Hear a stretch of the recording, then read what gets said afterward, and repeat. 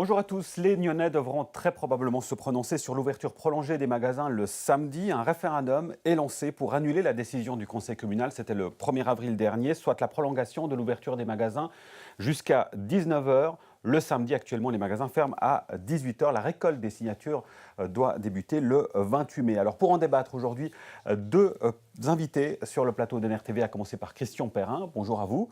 Conseiller communal PLR, entrepreneur bien connu de la région. Vous êtes pour l'ouverture prolongée de ces magasins. Et à vos côtés, Yves Desferrard. Bonjour à vous. Bonjour. Vous êtes secrétaire régional du syndicat UNIA. Vous soutenez justement les vendeurs et les vendeuses dans le cadre de ce référendum avec la gauche, PS, Vert et le POP. On précisera que la SIC, la Société industrielle et commerciale de Nyon, a été invitée à ce débat. Elle ne souhaite pas pour l'heure se prononcer. Elle estime qu'il est encore trop tôt. Yves Desferrard, je vais peut-être commencer avec ça. La SIC s'étonne de la composition très politisée de ce référendum, alors finalement c'est les vendeurs et les vendeuses qui portent ce référendum. Pourquoi ?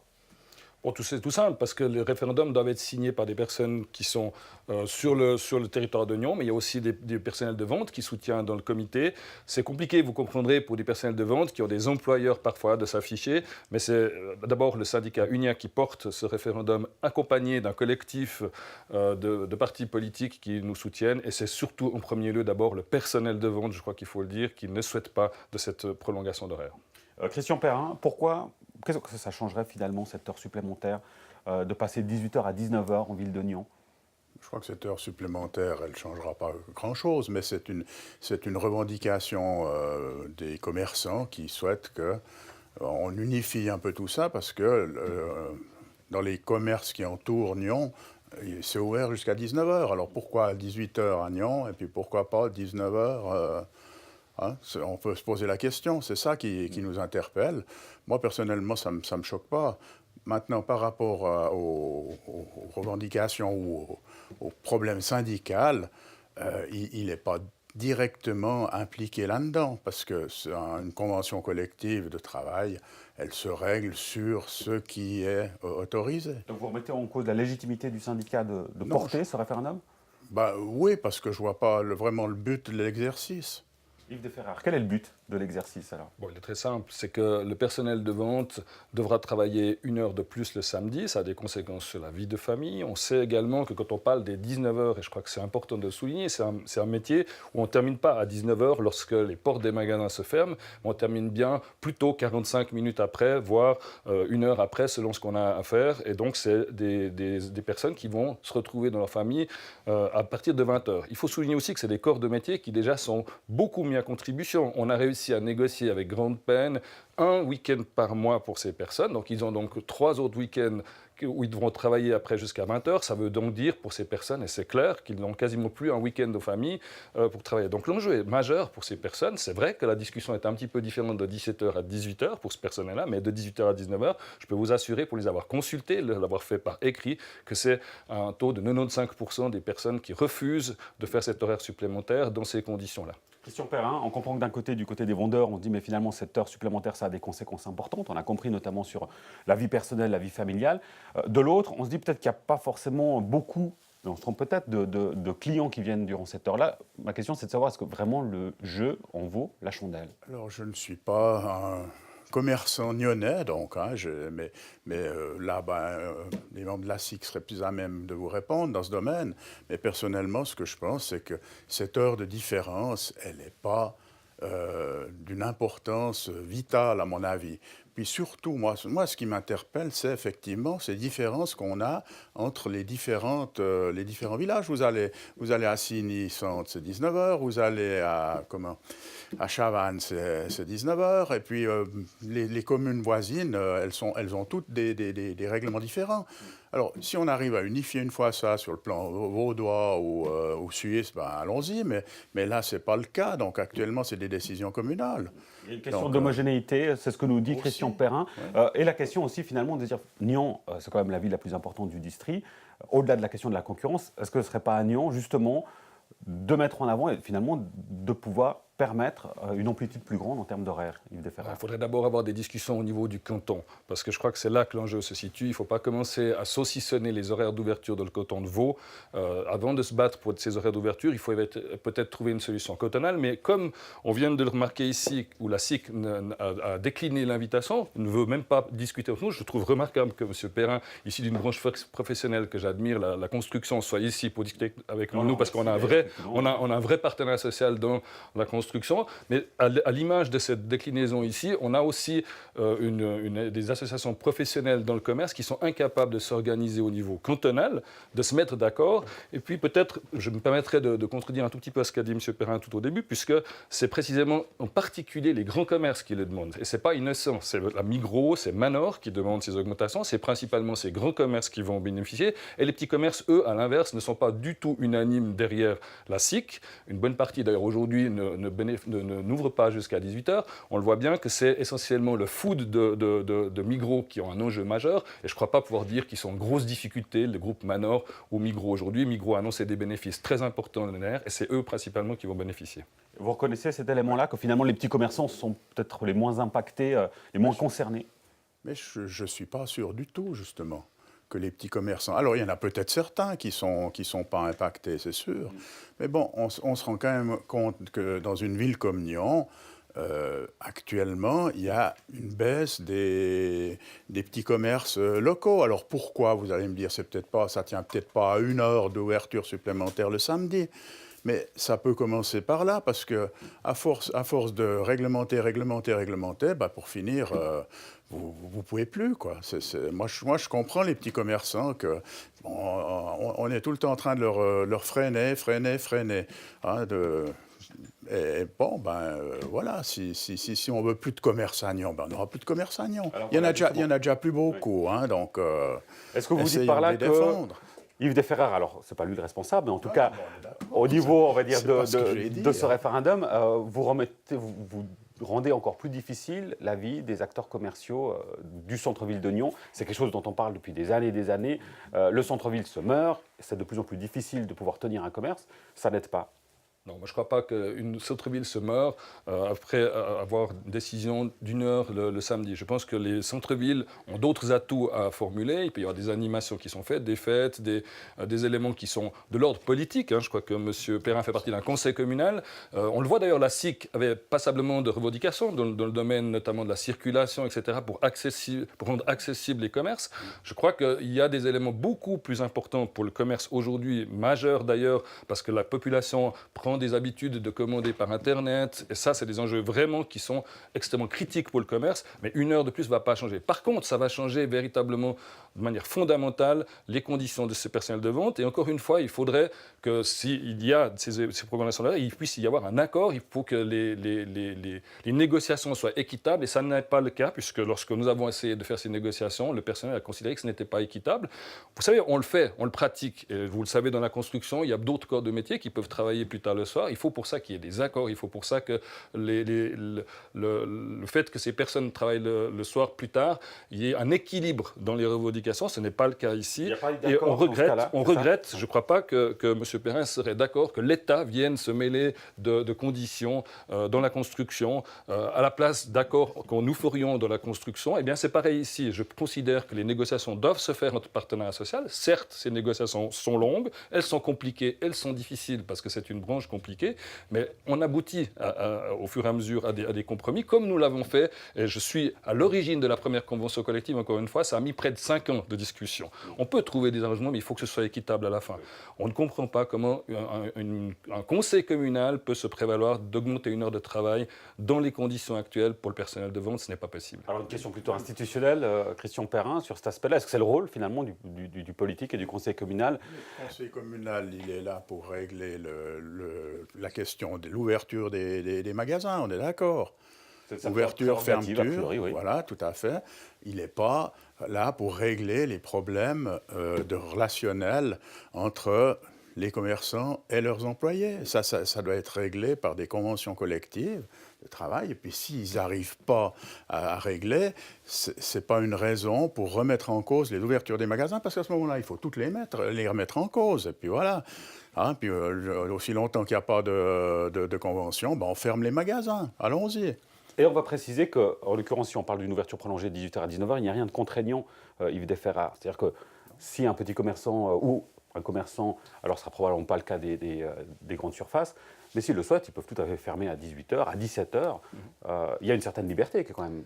La différence, c'est que nous, on défend les salariés. Les salariés seront contraints de le faire. Si un employeur, quel qu'il soit, décide d'ouvrir, eh bien, le salarié devra le faire. On voit mal un salarié dire non à son employeur, j'arrête de travailler à 18h, ça, c'est pas possible dans la vraie vie.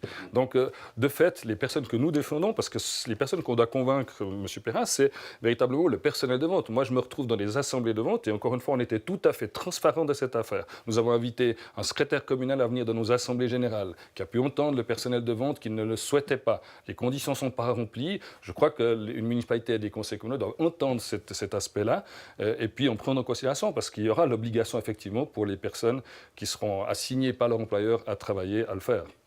Ça pose évidemment des questions de société plus larges. Christian Perrin, est-ce que si vous aviez le choix, on ouvrirait encore plus tard les magasins à Nyon ? Écoutez, moi, bon, le problème alors, le problème du personnel, c'est une chose qui est importante. Hein, la relation personnelle avec son employeur, elle est très importante. Là, je suis d'accord. Maintenant, quant au commerce, un commerce, moi, si un commerçant travaille seul ou en famille, s'il veut ouvrir 24 heures sur 24, c'est son problème. C'est son problème. Bon, on règle ça parce qu'on ne veut pas avoir dans une commune des ouvertures complètement farfelues, mais voilà, mais à mon avis, les deux ne sont pas directement liés. Et puis, pour une heure d'ouverture supplémentaire de l'ancien référendum, moi je veux bien, mais bon, est-ce que c'est vraiment utile ? Yves Desferrard. C'est nécessaire parce que ces personnes vont devoir, à partir du moment où ces horaires seront fixés, y travailler. Elles vont devoir rentrer à la maison à des heures très tardives. Quand on a des enfants en bas âge, arriver à 20h à la maison, ça laisse que peu de marge pour passer un moment avec ces personnes en famille. C'est aussi des horaires qui sont très longs, c'est des métiers qui sont contraignants. Les conditions de travail sont parmi les plus faibles qui existent. Alors évidemment, moi j'aurais été très heureux qu'on puisse venir ici avec vous, M. Perrin, aujourd'hui, que vous nous disiez, ben voilà, on propose à la SIC de faire la convention collective de la maçonnerie, qui est une convention collective où les conditions de travail sont largement supérieures, où on a des conditions qui permettent d'autres marges de manœuvre. Mais avec des salaires inférieurs à 4 000 francs dans le domaine de la vente. Pardonnez-moi, vous citez un secteur qui va quand même beaucoup mieux économiquement que le secteur du commerce. Je laisserai M. Perrin se prononcer là-dessus. Je crois que c'est un secteur qui vit comme beaucoup d'autres branches, y compris l'industrie et la construction aussi, des moments qui ne sont pas simples. Je crois qu'il faut le dire. Il y a des entreprises générales, il y a pour les petites entreprises de la construction aujourd'hui, la situation n'est pas si simple. On le voit dans le domaine de l'électricité, des petites entreprises qui se font reprendre par des grands groupes. Donc je crois que ce n'est pas si simple pour le commerce local, hein, si on peut comparer une petite entreprise à un commerçant local, de graviter là autour. Chaque branche professionnelle a ses difficultés et nous sommes les premiers à soutenir évidemment l'emploi ici. Mais je suis convaincu, vraiment convaincu, que cette heure supplémentaire va arranger un grand groupe comme la Migros, en l'occurrence à Nyon. D'ailleurs, c'est très simple. Si vous prenez le rapport du conseil communal, de la commission, c'est bien Manor et Migros qui ont fait cette demande en particulier et non pas les petits commerces. Ils sont assez peu derrière cette affaire-là. Et là, je crois qu'on ne peut pas rentrer de cette situation-là. Christian Perrin, est-ce que vous entendez ce qui est dit par Yves Desferrard sur la condition des salariés, des vendeurs, sur l'impact que ça a sur leur vie ? Mais je comprends parfaitement. J'entends, on n'est pas complètement naïf et puis pas complètement. Mais bon, ça se règle aussi par des prises de décision où cette heure supplémentaire, elle peut être remplacée différemment, elle peut être prise différemment, elle peut être payée différemment aussi. C'est des choses qui se règlent par convention collective de travail. Ça se règle pas au niveau de l'ouverture du conseil communal. Maintenant, de ce que j'ai entendu de la SIC, j'ai eu un contact avec un membre de la SIC qui m'a dit qu'il y avait eu une convention et puis qu'à un moment donné, elle a été remise en question par le syndicat. Alors, moi, je n'ai pas participé à ça, donc voilà. Est-ce que c'était le cas, Yves Est-ce que j'écoute? Non, nous étions en négociation conventionnelle, elles ne nous ont pas abouti, c'est tout simple. C'est tout simple, on ne s'est pas mis d'accord sur les conditions. Nous avons présenté les dernières propositions qui ont été faites par la SIC, avec les conditions de travail, des contreparties qui n'ont pas été acceptées par le personnel de vente. Donc on n'est pas en situation où le personnel considère, comme je l'ai dit, que les propositions qui soient faites soient équitables, parce que la convention qui existait à l'époque, c'est celle que j'ai négociée, qui était un tout petit peu modifiée entre-temps, mais qui concernait des horaires jusqu'à 18 heures. Quand on monte d'une heure, il faut des compensations, il faut discuter de la situation. Et voyez-vous, il y a un élément central qui était important, dont on a fait part à la municipalité, enfin, en tout cas aux personnes qui étaient présentes dans les négociations, c'est qu'il n'y a pas de contrôles sérieux qui sont faits dans cette branche professionnelle. Dans la construction, nous avons des contrôleurs qui peuvent vérifier l'exécution de la convention collective. Ici, la SIC refuse de mettre des contributions que vous connaissez, c'est-à-dire de financer l'exécution de la convention collective. Quand on met en route une convention collective, il faut vérifier qu'elle soit appliquée. Quand on a 100 km/h sur les routes, on met des radars et puis ensuite on met des retraits de permis. Eh bien, la SIC refuse de mettre ces choses-là en route. Ils refusent même que les salariés cotisent, et eux, ce qui est le principe même des conventions collectives. Donc ça pose un vrai problème. Si je comprends bien, Yves Desferrard, vous nous dites en fait s'il y avait des négociations qui avaient abouti et qu'il y avait des compensations pour cette heure supplémentaire, vous pourriez être d'accord.